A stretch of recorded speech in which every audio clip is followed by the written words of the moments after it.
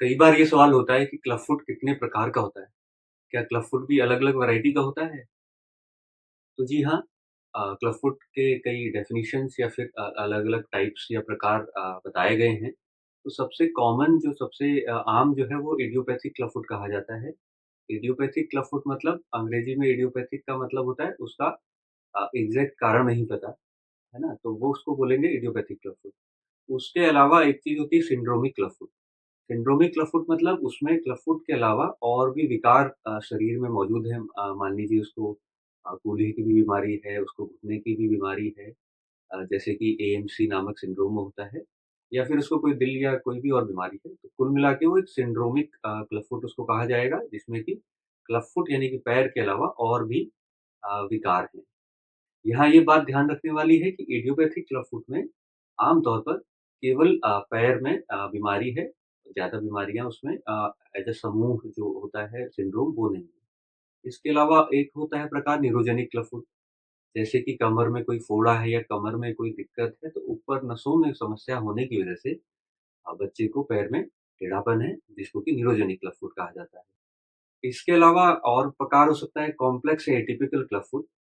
तो एक club foot का ही एक दूसरा वर्ज़न है जिसमें कि उसमें कुछ ऐसी विकृतियाँ या डिफ़ॉर्मिटीज़ आ जाती हैं, जो टिपिकल कॉमन जो प्रकार का क्लब फुट है उससे इसको भिन्न करता है, जो कि हम आगे सीरीज़ में उसको और एक्सप्लेन करेंगे। इसके अलावा जैसे जो बच्चे चलने की एज तक आ जाते हैं और उनको कोई ट्रीटमेंट नहीं मिलता है, तो उनको वॉकिंग एज क्लब फुट भी कहा जाता है, क्योंकि बच्चा टेढ़े पैर पे चलना शुरू कर चुका है।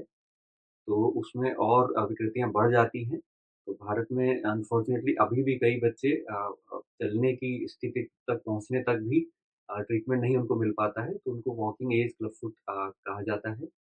एक चीज़ होती है रिलैप्स क्लब फुट, रिलैप्स मतलब अंग्रेजी में पुनरावृत्ति, तो वही टेढ़ापन दोबारा हो जाना। तो कई बार ये देखा गया है कि क्लब फुट का ट्रीटमेंट हुआ और वो ठीक हो गया, लेकिन उसने एक्सरसाइज़ेज़ या जूते जो बोले थे वो नहीं पहनाए। तो इन सब कारणों की वजह से क्लब फुट दोबारा हो जाता है, तो वो जो टेढ़ापन है, उसकी पुनरावृत्ति हो जाती है, तो उसको कई बार रिलैप्स क्लब फुट कहा जाता है। तो आप देखेंगे कि आपके ट्रीटिंग डॉक्टर कई बार रिलैप्स क्लब फुट उसमें डायग्नोसिस में लिखेंगे। एक और प्रकार है postural club foot. Postural club foot newborn babies में देखने को मिलता है कि जब बच्चा पैदा हुआ, तो उसका पैर अगर हम दूर से देखें तो क्लब फुट के आकार में है, लेकिन जैसे हम उसको करेक्ट करने की कोशिश करते हैं, वो पूरा ठीक हो जाता है।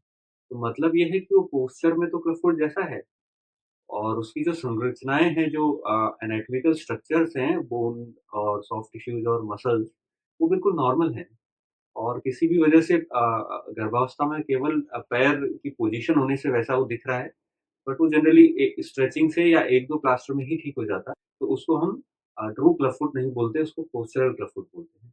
तो इसकी पहचान आपका ट्रीटिंग डॉक्टर करेगा। तो ये तो थे क्लब फुट के डिफरेंट टाइप्स या डिफरेंट प्रकार। जो हम इस वीडियो सीरीज़ में बात करेंगे, वो जनरली हम बात करेंगे इडियोपैथिक क्लब फुट के बारे में, क्योंकि वो सबसे कॉमन है और उसका ट्रीटमेंट या उसका जो इलाज है, वो स्टैंडर्डाइज़्ड है। मतलब उसमें लगभग सेम ट्रीटमेंट चलता है all over the world, India या कोई भी फॉरेन कंट्रीज़ में, जिसको कि पॉन्सेटी मेथड ऑफ ट्रीटमेंट बोलते हैं। ये ट्रीटमेंट मेथड हम अगले कुछ एपिसोड्स में और फर्दर उसको डिटेल में जानेंगे। कुल मिला के हम ज़्यादातर इडियोपैथिक क्लब फुट के ट्रीटमेंट और उसकी से रिलेटेड क्वेश्चंस के बारे में ही यहाँ पे बात करेंगे।